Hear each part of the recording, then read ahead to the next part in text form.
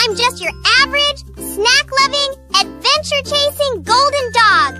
And guess what? My best friend Dad and I go on the coolest adventures. We've got a big black Jeep named Birdie, a whole world to explore, and, of course, plenty of snacks. Every week is a brand new tail-wagging adventure. You never know what we'll find. Hidden carrots, new friends, maybe even buried treasure. So grab your hat, pack your snacks, and come with us. Harley and Dad's epic Canadian tour, Ontario. The border sign for Ontario loomed ahead like a giant welcome mat.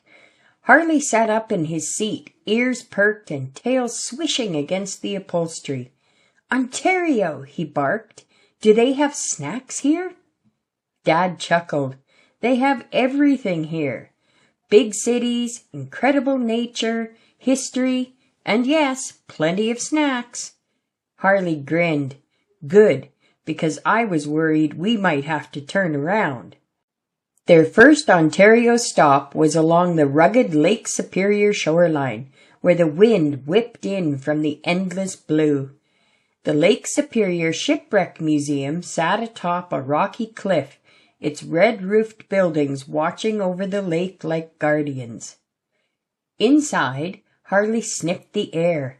It carried the faint tang of water, polished wood, and something old and important.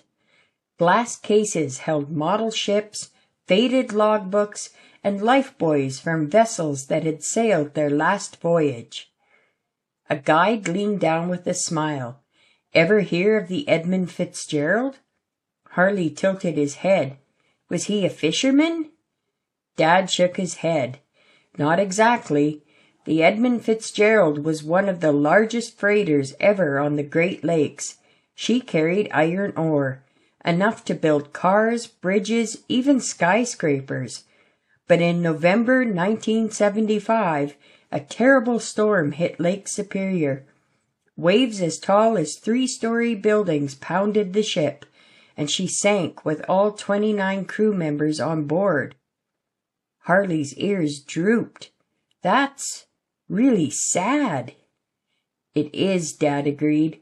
"The lake can be beautiful, but it's also powerful. People still remember the Edmund Fitzgerald to remind us how important it is to respect the water."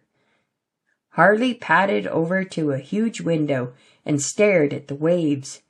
For just a moment he imagined ghostly ships gliding beneath the surface, their bells tolling in the deep. "Let's, not go swimming here," he said softly. The guide smiled gently. "Good idea." Hours later, Oliver rumbled into a leafy parking lot. A glass-domed building shimmered in the afternoon sun, and a sign read, "Cambridge Butterfly Conservatory." Inside, the air was warm and sweet, heavy with the scent of tropical flowers. Sunlight steamed through the glass ceilings, and everywhere, wings fluttered like living jewels. A brilliant blue morpho butterfly landed squarely on Dad's straw hat. "Nice accessory," Harley said. Then a delicate orange one landed on Harley's nose. He froze, going slightly cross-eyed. "Dad, do I have something on my face?" "You look beautiful," Dad chuckled. They wandered along winding stone paths, surrounded by giant green leaves and flowers in every color Harley could name, and a few he couldn't. Butterflies floated past in every size imaginable. A staff member smiled at them. "We care for hundreds of butterflies here, some from Ontario and some from tropical places around the world. This is more than a pretty place. We help people learn why butterflies matter." Harley's ears perked. "They matter?" "Oh, yes," the staff member nodded. "Butterflies help pollinate plants, just like bees. They're also the sign of a healthy environment. If there are butterflies, it means the plants and animals nearby are doing well." Harley's eyes widened. So butterflies are like nature's report card? Exactly, Dad said. In the gift shop, Harley's tail started thumping wildly. Sitting on a shelf was the softest plush he'd ever seen, a bright butterfly with velvety wings and a gentle stitched smile. She's perfect, Harley declared. Her name is Beatrice, and she will live with us forever. Dad paid for the new friend, and Harley carried her out gently in his mouth like the world's most precious treasure. A few days later, Harley heard it before he saw it, a deep thundering roar that made his ears twitch. As they walked toward Niagara Falls, a cool mist hung in the air, drifting like tiny clouds. "Whoa! Free bath service!" Harley barked, shaking himself and sending water droplets all over Dad's shirt. They put on bright ponchos for the boat ride, and as the vessel pushed out into the river, Harley's eyes went wide. "It's like the sky is falling," he shouted over the roar of the water. Dad leaned down so Harley could hear. "Did you know these falls are some of the most powerful in the world? All that water isn't just for looks. It's used to make electricity." Harley blinked. "Wait, you mean these waterfalls are plugged in?" Dad laughed. "Not exactly. Special machines called turbines are placed in the river below the falls. The rushing water spins them, and that spinning makes electricity that can power houses, streetlights, schools, and even our coffee maker in the morning." Harley tilted his head. "So the falls make toast possible?" "In a way, yes," Dad chuckled. As they got closer, the spray turned into a downpour. Harley squinted up at the towering wall of water and thought about how amazing it was. Not only was it beautiful, but it also worked hard for millions of people every single day.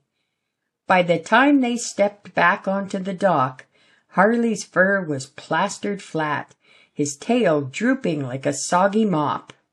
But his grin was enormous. "Best shower I've ever had," he said, "and probably the only one that also keeps the lights on." That evening, Oliver rolled into Toronto, a sea of lights and bustling streets. But their real destination looked like it had been dropped out of a storybook. A giant stone castle, complete with towers and fluttering flags. "Are we going back in time?" Harley asked Dad, as Dad handed him a paper crown. Inside, they sat at long wooden tables, eating with their hands. Harley strongly approved. Huge platters of roasted chicken, potatoes, and bread arrived, and Harley happily used the "no forks allowed" rule as an excuse to eat with both paws. In the arena below, knights in shining armor galloped on powerful horses. The air rang with the sound of lances shattering, swords clashing, and the cheers of the crowd. Their section's champion, a knight in green and gold, won the final joust. As the trumpets blared, he trotted toward their table, but instead of just handing Harley a ribbon, he dismounted. Kneeling before Harley, the knight raised his sword high. "For bravery in cheering, loyalty in friendship, and enthusiastic eating, I hereby name thee Sir Harley of Snacks." The crowd erupted in laughter and applause. Harley puffed out his chest. "I've been knighted," he barked proudly. "Do I get a castle, a drawbridge, my own moat?" Dad grinned. "You get to finish your dessert without sharing it with me." Harley gasped. Truly the greatest honor of all. The knight draped the victory ribbon over Harley's shoulders, and Harley spent the rest of the evening strutting around the arena, just like he'd saved the kingdom. That night, Oliver rumbled eastward under a starlit sky. Ogie the Ogopogo curled by one paw, Bruce the Bison by the other, Scotty the Dino by his belly, Snorty the Pig by his head, and Beatrice the Butterfly was tucked under Harley's chin. "Ontario is loud," Harley murmured sleepily. "Loud water, loud horses, loud wind, but also quiet butterflies." Dad glanced in the rearview mirror.